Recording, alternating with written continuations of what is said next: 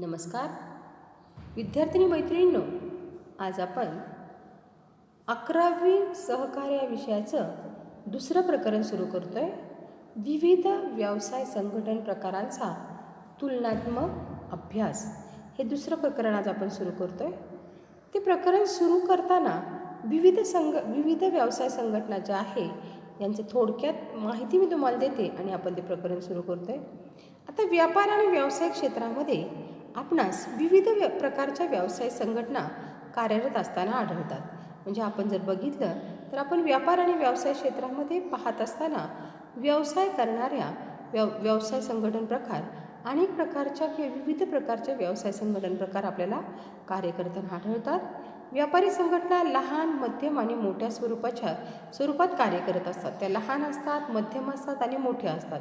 त्या लहान, मध्यम आणि मोठ्या ह्याच्यामध्ये उद्योग, व्यवसाय आणि आकाराच्या विकासाच्या कार्यात उत्पादन, निर्मिती, खरेदी, विक्री, ग्राहक या सर्व घटकांना एकत्र आणण्याचे कार्य या संघटना करत असतात. व्यवसाय संघटना कोणत्याही प्रकारची असली तरी समाजाला वस्तू व सेवा पुरवठा करणे हा त्यांच्या कार्यामागील मुख्य हेतू असतो. म्हणजे आज जर आपण पाहिलं तर समाजामध्ये अनेक प्रकारच्या व्यवसाय संघटना असतात. त्या लहान असतील, मोठ्या असतील किंवा मध्यम स्वरूपाच्या असतील. पण कोणत्याही व्यवसाय प्रकारची संघटना असेल तर त्या व्यवसाय संघटना समाजाला वस्तू आणि सेवा पुरवण्याचे कार्य करतात. वस्तू आणि सेवा पुरवणे हा त्यांच्या कार्यामागचा हेतू असतो. व्यवसाय संघटना म्हणजे अशी रचना जी औद्योगिक किंवा व्यापारी कार्य करेल आणि वस्तूचे उत्पादन व पुरवठा यांच्या माध्यमातून फायदा मिळवेल. म्हणजे जसं मी तुम्हाला आत्ता म्हटलं की कुठल्याही प्रकारची व्यवसाय संघटना असेल, म्हणजे लहान, मध्यम, मोठी कुठलीही असो, ती काय करते तर ती समाजाला वस्तू आणि सेवाचा पुरवठा करते. वस्तू आणि सेवाचा पुरवठा करणे हा त्याच्या कार्यामागील मुख्य हेतू असतो. व्यापार संघटनाची रचनाच अशी असते जी औद्योगिक कार्य करत असेल आणि जी औद्योगिक कार्य करून वस्तूंचं उत्पादन व पुरवठा यांच्या माध्यमातून फायदा मिळवेल. म्हणजे कुठलीही व्यवसाय संघटना असली तरी ती व्यवसाय संघटनेची रचनाच अशी असते की ती वस्तूचं उत्पादन करेल, त्या वस्तूचा पुरवठा करेल. म्हणजे वस्तूचं उत्पादन करून ज्या वेळेला ती ग्राहकांना विकेल त्यातून ती फायदा मिळवेल. म्हणजे फायदा मिळवण्याच्या हेतूने व्यवसाय संघटना कार्य करतात. व्यवसाय क्षेत्रात कार्य करत असलेल्या या विविध व्यवसाय संघटनांना एकदम निर्माण झाल्या नाहीत तर व्यापाराच्या विकासाच्या अवस्थेतून पाठोपाठ अशा त्याच्या गरजेनुसार निर्माण झाल्या. म्हणजे आपण म्हटलं की कुठलाही व्यवसाय क्षेत्र असो त्या व्यवसाय क्षेत्रामध्ये विविध प्रकारच्या अनेक प्रकारच्या व्यवसाय संघटना आपल्याला कार्य करताना आढळतात. मग त्या लहान स्वरूपाच्या असतील, मध्यम स्वरूपाच्या असतील किंवा मोठ्या स्वरूपाच्या असतील. लहान, मध्यम, मोठ्या स्वरूपाच्या कोणत्याही स्वरूपाच्या व्यवसाय संघटना असल्या तरीसुद्धा त्या व्यवसाय संघटना काय करतात तर वस्तूचं उत्पादन करतात आणि समाजाला वस्तू व सेवाचा पुरवठा करतात. आणि वस्तू आणि सेवा पुरवठा करणे हे त्या व्यवसाय संघटनेचा मुख्य उद्देश असतो. म्हणजे त्या व्यवसाय संघटनेची रचनाच अशी केलेली असते, औद्योगिक रचना असते जी व्यापारी कार्य करेल आणि त्या वस्तूचे उत्पादन व पुरवठा केल्यानंतर त्या उत्पादन आणि पुरवठ्याच्या माध्यमातून आपल्याला फायदा मिळवण्याचा प्रयत्न करेल. म्हणजे व्यवसाय क्षेत्रामध्ये या ज्या व्यवसाय संघटना मी तुम्हाला आत्ता म्हटलं, लहान असतील, मोठ्या असतील किंवा मध्यम असतील, ह्या आज अचानक निर्माण झालेल्या नाही आहेत. त्या प्रत्येक वेळी गरजेनुसार निर्मित झाली. आता त्याची निर्मिती कशी झाली बघा. आता अगदी सुरुवातीला मी तुम्हाला सांगितलं होतं मानव शिकारी अवस्थेमध्ये होता, नंतर वस्तुविनिमय अवस्थेमध्ये आला, मानव स्थिर झाला, व्यापाराला सुरुवात झाली. ज्या वेळेला पैसा अस्तित्वात आला आणि व्यापाराला सुरुवात झाली तेव्हा सुरुवातीला एकल व्यापारी संस्था सुरू करण्यात आल्या. एकल व्यापारी संस्था सुरू झाल्या आणि व्यवसाय वाढवण्यासाठी ज्या वेळेला एकल व्यापारी व्यवसाय संस्था सुरू झाल्या तेव्हा एकल व्यापारी हा एकटाच व्यवसाय करत होता. तो होणारा नफा आणि तोटा याला एकटाच जबाबदार होता. तो एकटाच व्यवसायाचा म्हणजे व्यवसायाचा उत्पादक, मार्गदर्शक, देखरेख करणारा, नियंत्रण करणारा, व्यवसायाला भांडवल पुरवठा करणारा, वस्तूचं उत्पादन करणारा हा एकटाच होलसेल एकटा असतो आणि म्हणजे पूर्णपणे तो एकटा असतो. आणि त्यामुळं त्या व्यक्तिगत व्यापारी संस्थेमध्ये जर फायदा झाला तर त्यालाच मिळत होता, पण तोटा झाला तर मात्र त्याचं त्याला खूप मोठ्या प्रमाणात नुकसान भोगावं लागतं. त्याला व्यवसायामध्ये आणखी महत्त्वाची गोष्ट म्हणजे कुठलाही व्यक्ती परफेक्ट नसतो. एखादं काम त्याला खूप चांगलं जमत असेल तर दुसरं काम त्याला जमेलच असं नाही. मग एकल व्यापाऱ्याने काय केलं, आपल्याला मदत करण्यासाठी एखादा नोकर नेमला. पण त्याच्या असं लक्षात आलं की नोकर नेमल्यानंतर तो नोकर प्रामाणिकपणे काम करत नाही. पण नोकर प्रामाणिकपणे काम करत नाही म्हणून आपण जर आपल्या व्यवसायामध्ये एखादा पार्टनर जर इन्क्लूड केला तर मात्र आपला व्यवसाय चांगला चालेल. आणि या विचारधारणेतून दुसरी व्यवसाय संघटना अस्तित्वात आली आणि ती म्हणजे भागीदारी संस्था. भागीदारी संस्था एकल व्यापाऱ्यातील तोटा दूर करण्यासाठी एकल व्यापाऱ्याने आपल्याकडं नोकर नेमण्याऐवजी आपल्याला एखादा पार्टनर निवडावा या हेतूतून भागीदारी संस्था अस्तित्वात आली. परंतु ज्या वेळेला भागीदारी संस्था अस्तित्वात आली त्यावेळेला एकल व्यापारातले दोष निघाले. भांडवल मोठ्या प्रमाणात आलं, देखरेख नियंत्रण करणारे अनेक लोक आली, वेगवेगळ्या अंगाने त्याचा विचार केला गेला. परंतु भागीदारी संस्था जरी अस्तित्वात आली तरीसुद्धा औद्योगिक क्रांती झाली आणि औद्योगिक क्रांतीनंतर उत्पादन यंत्राच्या साहाय्याने मोठ्या प्रमाणात होऊ लागलं आणि हे उत्पादन मोठ्या प्रमाणात मोठमोठ्या कंपन्यात होऊ लागलं आणि ह्यासाठी खूप मोठ्या प्रचंड प्रमाणात भांडवलाची आवश्यकता मोठ्या प्रमाणात भांडवल आवश्यक. म्हणजे ज्या वेळेला भागीदारी संस्था अस्तित्वात आली त्यानंतर औद्योगिक क्रांती झाली आणि औद्योगिक क्रांती झाल्यानंतर उत्पादन कंपन्यातून यंत्राच्या साहाय्याने होऊ लागलं, मागणीपूर्व होऊ लागलं आणि मोठ्या प्रमाणात होऊ लागलं. मग या सगळ्या मोठ्या प्रमाणाच्या उत्पादनासाठी खूप मोठ्या प्रचंड भांडवलाची आवश्यकता भासू लागली आणि ती भांडवल भागीदारी संस्था पुरवण्यास असमर्थ ठरली. आणि म्हणून व्यवसायामध्ये आधुनिक तंत्र व कौशल्याचा वापर करून उत्पादन आणि सेवा कार्यामध्ये नफा मिळवण्यासाठी संयुक्त भांडवली संस्था म्हणजे कंपनीची स्थापना झाली व उदय झाला. आता एकल व्यापारी संस्था, भागीदारी संस्था किंवा संयुक्त भांडवली संस्था, जसे मी तुम्हाला म्हटलं होतं सुरुवातीला की कुठलीही संस्था असो ती वस्तूची उत्पादन करते, सेवा देते आणि त्यातून नफा मिळवते. म्हणजे एकल व्यापारी संस्था, भागीदारी संस्था आणि संयुक्त भांडवली संस्था या सर्व संस्था फक्त आणि फक्त नफा देण्याच्या उद्देशाने अस्तित्वात आल्या होत्या. त्यामुळं ग्राहकांची फसवणूक आणि पिळवणूक करत होत्या आणि समाजामध्ये एक प्रकारची एक प्रकारचं वर्चस्व या व्यवसायांचं होतं आणि त्यामुळं समाजामध्ये किंवा ग्राहकांसाठी एका अशा व्यवसाय संघटनेची गरज होती जी नफा मिळवण्यापेक्षा सेवेला महत्त्व देते, व्यक्तीला महत्त्व देते आणि ग्राहकांच्या हिताला महत्त्व देते आणि त्याच्या गरजेतून समाजाच्या मूलभूत स्वरूपाच्या सेवा देण्यासाठी सहकारी तत्वावर कार्य करणाऱ्या सहकारी संस्थेचा उगम झाला. आपण या प्रकारामध्ये व्यवसाय संघटनेच्या प्रकाराची, या सर्व व्यवसाय संघटनेच्या प्रकाराची माहिती, वैशिष्ट्ये व तुलनात्मक अभ्यास पाहणार आहोत.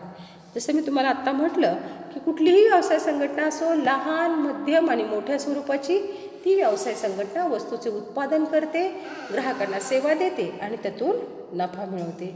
नफा मिळवणाऱ्या व्यवसाय संघटना आपण कुठल्या कुठल्या पाहिल्या? एक व्यक्तिगत व्यापारी, भागीदारी संस्था आणि संयुक्त भांडवली संस्था.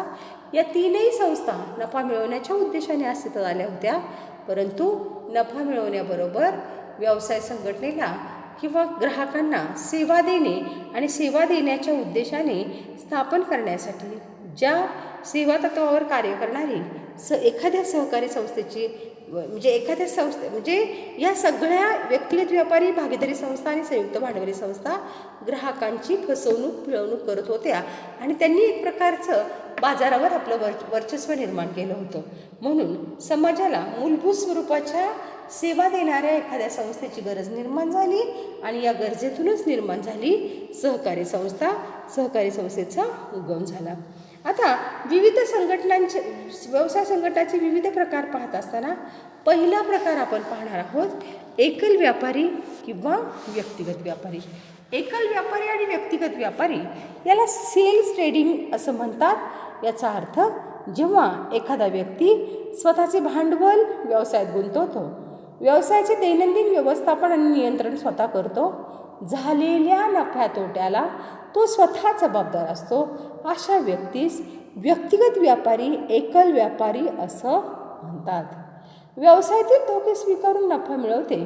कोणत्याही कायदेशीर बाबीची पूर्तता न करता व्यक्ती ताबडतोब व्यवसाय सुरू करू शकते. मात्र व्यवसाय सुरू करण्यासाठी त्याला स्थानिक परवान्याची गरज असते. आता आपण पहिला प्रकार पाहतोय तो म्हणजे व्यक्तिगत व्यापारी संस्था. व्यक्तिगत व्यापारी संस्था म्हणजे काय? जो व्यक्ती ज्याला व्यवसाय करण्याची इच्छा आहे असा एखादा व्यक्ती स्वतःचे भांडवल गुंतवतो व भांडवल गुंतवून व्यवसायाचे दैनंदिन व्यवस्थापन नियंत्रण स्वतः करतो. झालेल्या नफ्यातोट्याला तो स्वतः जबाबदार असतो. त्यास व्यक्तिगत व्यापारी असे म्हणतात. व्यक्तिगत व्यापारी व्यवसायातील धोका स्वीकारत असतो, त्यामुळे तो नफा मिळवतो. कोणत्याही कायदेशीर बाबीची पूर्तता न करता व्यक्तिगत व्यापारी ताबडतोब व्यवसाय सुरू करू शकतो. मात्र व्यवसाय सुरू करण्यासाठी त्याला स्थानिक परवानग्याची आवश्यकता असते. व्यक्तिगत व्यापारी संघटना ही कोणत्याही कायदेशीर बाबीची पूर्तता न करता व्यवसाय सुरू करू शकते. त्याला कुठल्याही कायदेशीर बाबीची पूर्तता करावी लागत नाही. जसं आपण पाहणार आहोत पुढं, संयुक्त भांडवली संस्था आणि सहकारी संस्था यांना व्यवसाय सुरू करण्यासाठी कायदेशीर बाबींची पूर्तता करावी लागणार आहे. तसं व्यक्तिगत व्यापाऱ्याला कुठल्याही कायदेशीर बाबीची पूर्तता करावी लागत नाही. मात्र व्यवसाय सुरू करण्यासाठी स्थानिक परवाना घेण्याची गरज असते. म्हणजेच कुठलाही एखादा व्यक्ती ज्याला असं वाटतं की आपल्या उदरनिर्वाहासाठी एखादा व्यवसाय सुरू करावा, व्यवसाय सुरू करण्यासाठी तो स्वतःचे भांडवल आणतो, स्वतःचे भांडवल गुंतवतो. व्यवसायाच्या दैनंदिन म्हणजे व्यवसायामध्ये दैनंदिन व्यवस्थापन करतो, नियंत्रण करतो, देखरेख करतो आणि होणाऱ्या नफ्यातोट्याला तो स्वतः जबाबदार असतो. अशा व्यक्तीस व्यक्तिगत व्यापारी असं म्हणतात.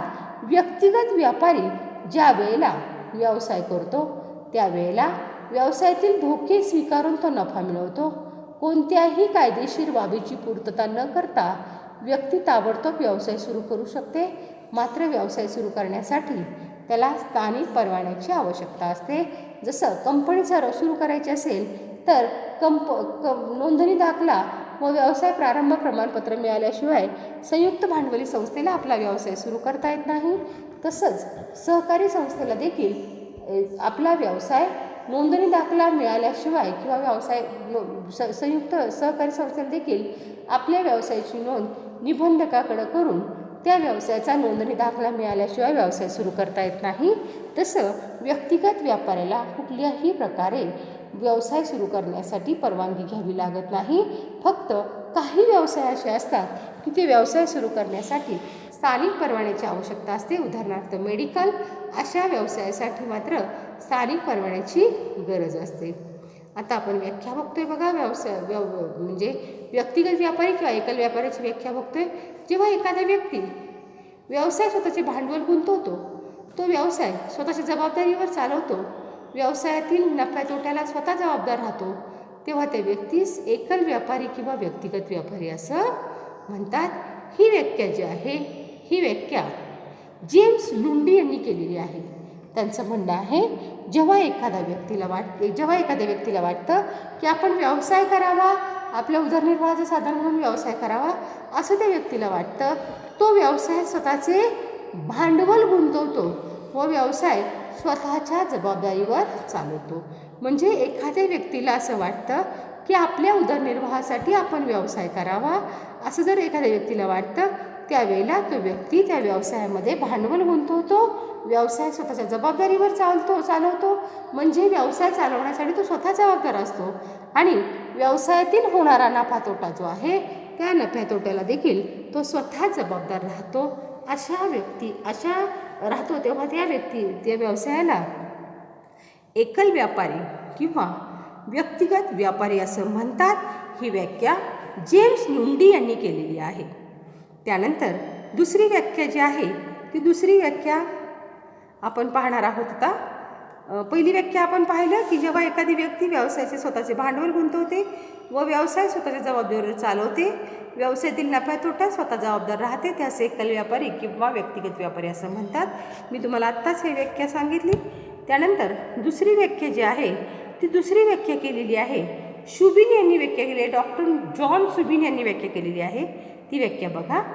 व्यापारात एकच व्यक्ती व्यवसायाला भांडवल पुरवठा करून व्यवसायाचे व्यवस्थापन व नियंत्रण करतो. एकच व्यक्ती बघा, व्यवसायाला एकच व्यक्ती असतो. तो व्यक्ती काय करतो? त्या व्यवसायाला लागणारे भांडवल पुरवठा करतो, व्यवसायाचे व्यवस्थापन व नियंत्रण करतो, पूर्ण व्यवसायाचे देखरेख व्यवस्थापन व नियंत्रण करतो आणि नफा नुकसानीस स्वतः जबाबदार असतो. त्या व्यवसायाला जर काही नफा तोटा झाला तर तो स्वतः जबाबदार असतो असे असतं. त्यास व्यक्तिगत व्यापारी किंवा एकल व्यापारी असे म्हणतात. डॉक्टर जॉन शुबिन यांनी व्याख्या केलेली आहे. त्यांचं म्हणणं असं आहे की व्यक्तिगत व्यापारी म्हणजे काय? व्यक्तिगत व्यापाऱ्यामध्ये एकच व्यापारी असतो. व्यक्ती एकच असतो. व्यापारात एकच व्यक्ती त्या व्यवसायाला असणारे भांडवल गुंतवतो, भांडवल पुरवठा करतो, व्यवसायाचे व्यवस्थापन व नियंत्रण करतो. व्यवसायाचे व्यवस्थापन करणं, देखरेख ठेवणं, नियंत्रण करणं आणि नफा नुकसानीस व्यवसायामध्ये नफा तोटा झाला तर त्या नफा तोट्यास तो स्वतः जबाबदार असतो.